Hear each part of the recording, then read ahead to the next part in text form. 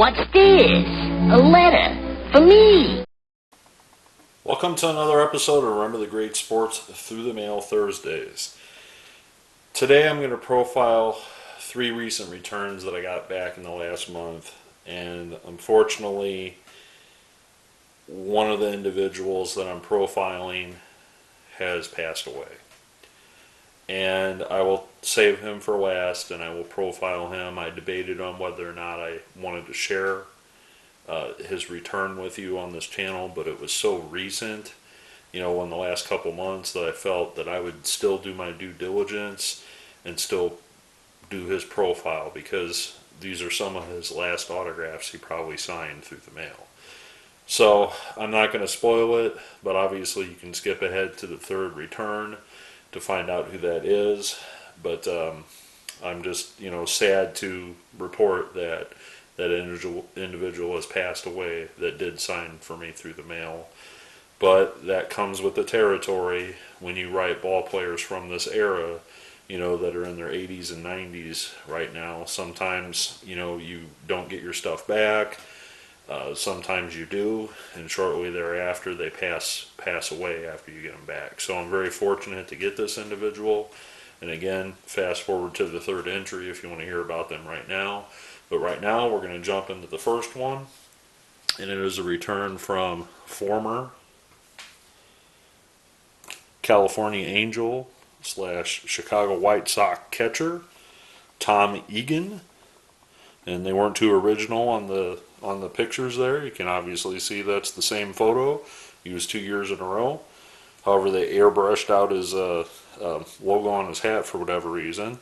And I also got him on his rookie card here. And unfortunately, Pat Rogan has passed away. He passed away in 2022. So Tom will be the only one that will be able to sign this card. So let me tell you about Tom Egan and his career in baseball.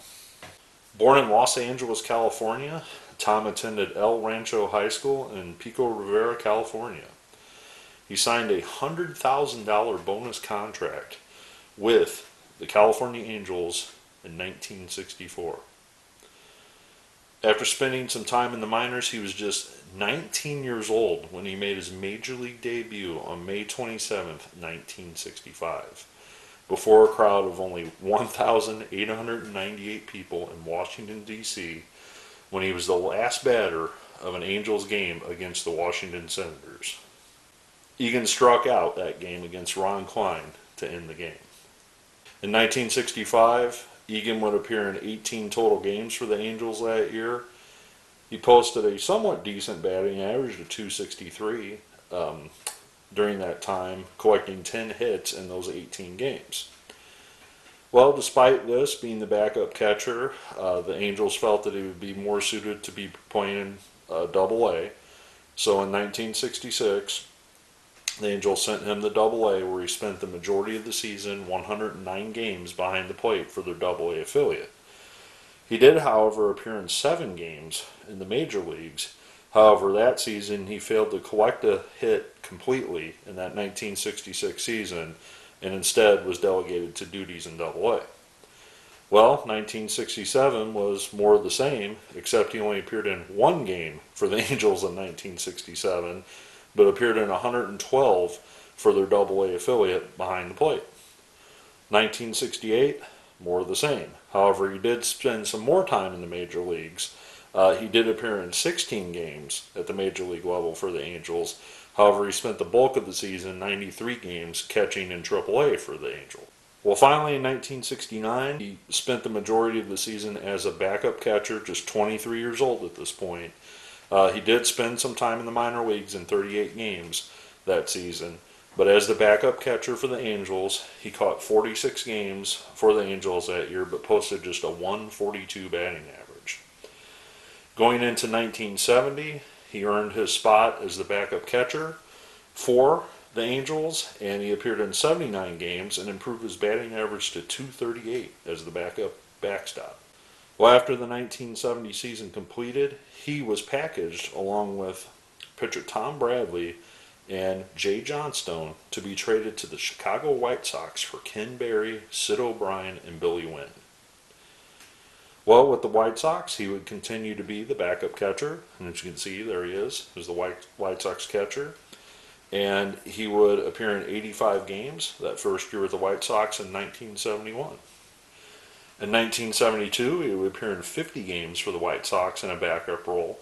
But by the time 1973 rolled around, the White Sox decided that he didn't have a spot on the Major League roster and sent him to AAA. Well, during the 73 season, he appeared in 92 games for the Chicago White Sox AAA affiliate at just 27 years old. And after that 73 season, he was claimed by the California Angels, who brought him back at 28 years old to be their backup catcher for 43 games in 1974. Well, this would prove to be one of the most monumental moves of Tom Egan's career.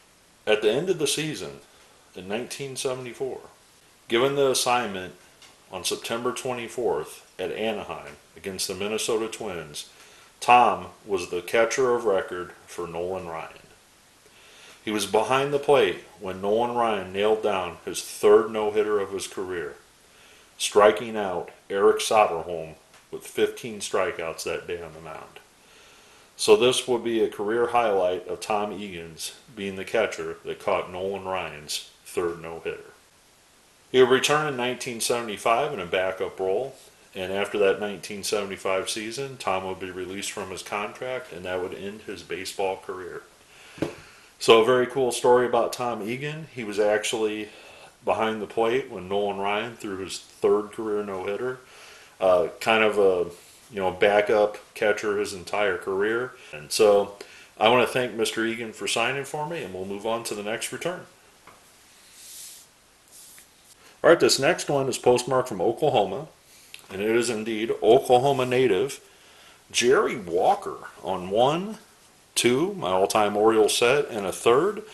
I actually enclosed a duplicate of this card right here, and he returned it unsigned. I don't know if he missed it.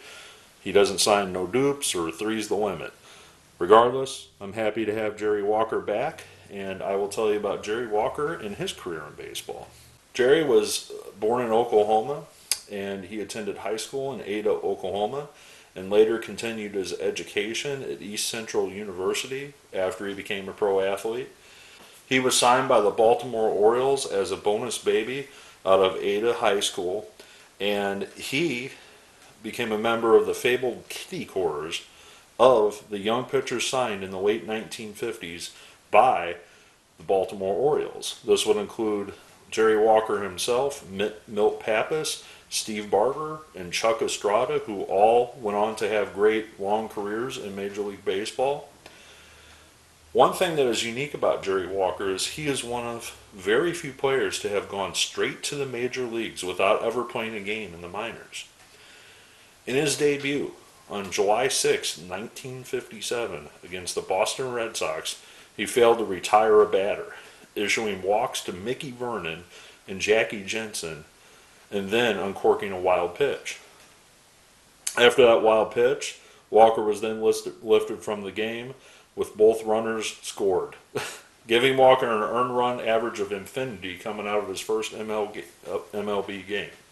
However, he was consistently more effective as the season progressed and threw a 4-hit complete game shutout against the Washington Senators on September 4th, beating Camilo Pascual 1-0 for his first big league victory. So imagine this, in 1957, being 18 years old, making your major league debut, and just, pitching against the Red Sox and Jackie Jensen and Mickey Vernon, who were great hitters. Obviously, he got over his butterflies, and he actually finished up appearing in 13 games that year in 1957, posting a 1-0 record and a 2.93 ERA. Well, going into 1958, Jerry did pitch in just 6 games for the Orioles. However, they felt it'd be better that he go back to the minor leagues and be seasoned, and he responded, starting 26 games, appearing in 28 for their single-A affiliate, posting an 18-win, 4-loss record for the Orioles minor league affiliate that year. The following year, in 1959, he would be in the starting core for the Baltimore Orioles, where he would start 22 of 30 games for them, posting an 11-10 record with a 2.92 ERA. That year, Major League Baseball played 2 All-Star games, and this was kind of something that was a rarity. They didn't play too many All-Star games, but for whatever reason in 1959, they played 2 All-Star games, and Jerry became the youngest pitcher ever to start a Major League Baseball All-Star game when he was just 20 years old when he took the mound for the American League in the second All-Star game that year. In the All-Star game, he went 3 innings and allowed 1 run on 2 hits, on a few walks, and was credited with a win. Later that same season, in 1959, he hurled a 16-inning complete game shutout against the eventual champion Chicago White Sox, winning 1-0. It was his 11th and final win of that 1959 season, becoming his most successful campaign in the big leagues. Going into 1960, Jerry was part of the Orioles' long-term plans at just 21 years old. However, he had some struggles as a starter and was split to just 18 games out of 29 starting for the Orioles that season.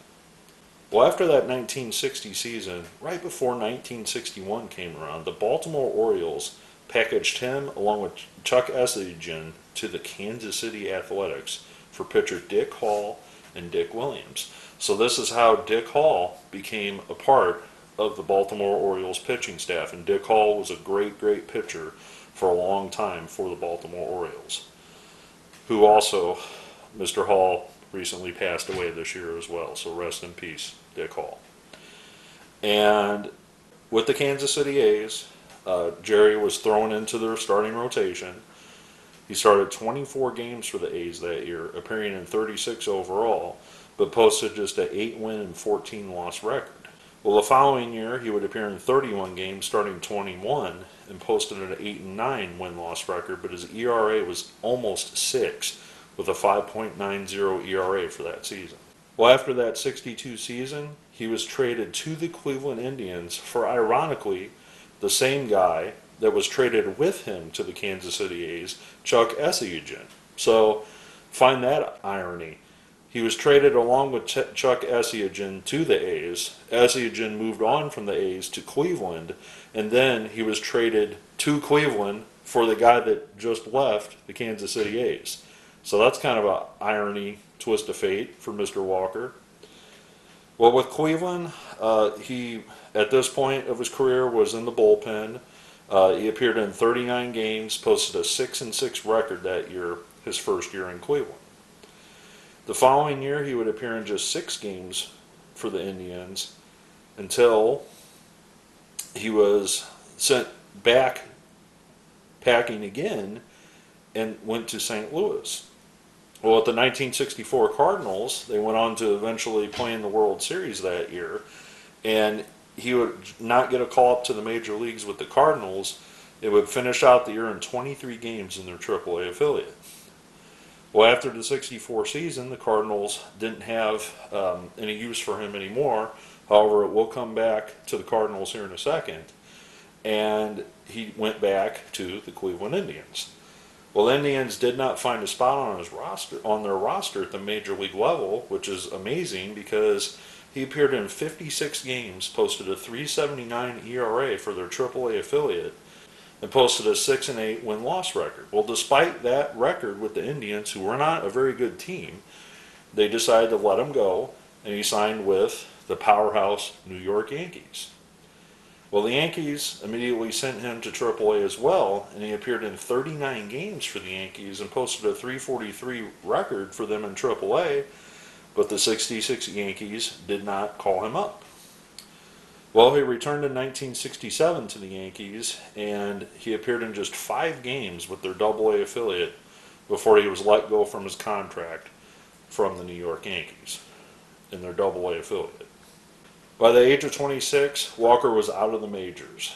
He had pitched in 190 games, 90 as a starter. He allowed 734 hits and 341 walks over 747 innings. He had 320 strikeouts over 16 complete games. Another notable thing was that he was a pretty darn good hitter as well. For his lifetime career, Walker batted .230, had 4 home runs and 21 RBIs. He also fielded his position really well as well, with a .989 fielding percentage for his overall career in the majors.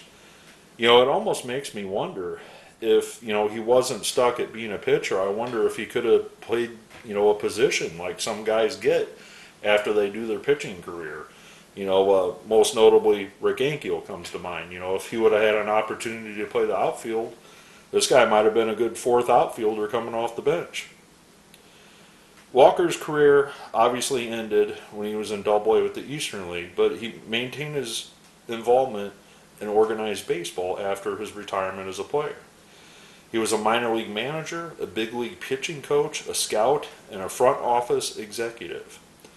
He even served 1 season as the general manager of the Detroit Tigers in 1993. After his tenure with the Tigers from 1995 through 2007, Walker was the vice president and director of player personnel in the front office for the St. Louis Cardinals, working with then GM Walt Jocketty. After Jocketty left the St. Louis Cardinals, he then rejoined Jocketty in 2009 through 2014 with the Cincinnati Reds. So, even though Jerry Walker was just a young pup, so to speak, when he made his major league debut at just 18 years old, the man worked through the year 2014 in baseball. So that is an amazing career in any profession, that you can start your job when you're 18 and almost work almost 50 years in baseball. So Jerry Walker is another one of those amazing stories that got to play very young in his career, went on to coaching, went on to player development, went on to being an assistant general manager, all of these things, and just an amazing story. This guy could probably write 3 books about his career in baseball. So thank you, Mr. Walker, and we'll move on to the final return. Like I said, with a heavy heart, I am going to share this last one with you. And this is a return from former Giants pitcher, White Sox pitcher Bob Priddy, and Braves pitcher on 3 cards. These were the only 3 cards that I had of Mr. Priddy, even though I did wind up actually purchasing a couple more at a local card show just recently. It was my intention again to write Mr. Priddy a second time, because I actually found one of his rookie cards, and unfortunately I'm not going to be able to do that because it was reported that Mr. Priddy passed away on September 28th, 2023. I want to say I sent these in early September or late August and got them back in early September. So these very well could be some of the last autographs that Mr. Priddy actually signed through the mail. So I'm very happy to get them back, and with a heavy heart, I'm going to introduce to you Bob Priddy and his career in baseball. Bob Priddy was born in Pittsburgh, Pennsylvania. He attended high school in Pennsylvania at McKees Rocks, Pennsylvania High School. His dream came true when he signed as a minor league free agent with the Pittsburgh Pirates in 1959.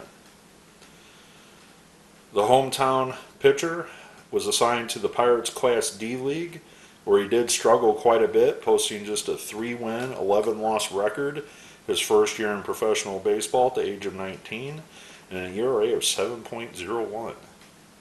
Despite his struggles, he got moved up in 1960 to the Class B affiliate of the Pirates, and he would post a 9-12 record in 28 games, posting a 6.21 ERA.